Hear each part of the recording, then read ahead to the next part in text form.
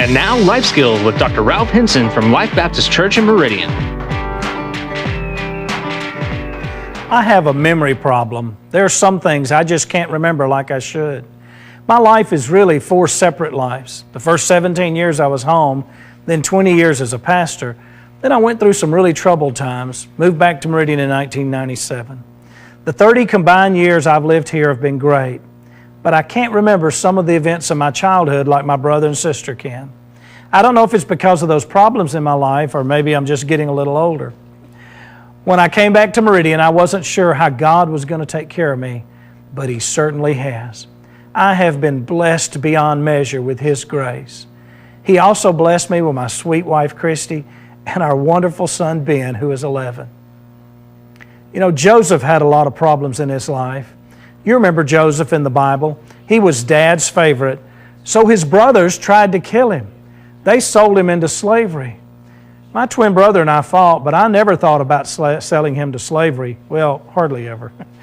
Joseph was gone forever, sold to live his life as a slave in Egypt.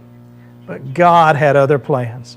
Several times in Genesis, we are told that the Lord was with Joseph and blessed him. No matter how bad things got, Joseph never gave up on God. He just kept trusting Him, even when it seemed hopeless. You know the story. He interpreted dreams, and God blessed him as the number 2 man in Egypt. Later, when his brothers returned, they were scared of him. My favorite verse in Genesis is Genesis 50:20, where Joseph said, "Do not be afraid. You meant it for evil, but God meant it for good to provide food for the family." Listen to that again. You meant it for evil, but God meant it for good. I cannot begin to understand how God can take something bad and make it good, but I've seen it in my own life.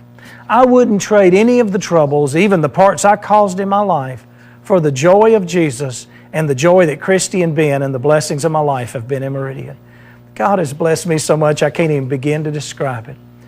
But I still failed at times. How could God turn that into good? It's because He's God, and He's not just good, He's great. Our church was started to reach people just like that who have failed and see no future. If you've been through problems or even caused problems, I've got great news. God is not as much concerned with where you've been as He is with where you're going. Life Baptist Church specializes in people who've been rejected for failure. Jesus loves failure. I'm a great example. Come worship with us and we'll show you how God can change everything. You see, He'll forget the sin and remember the good and bless you.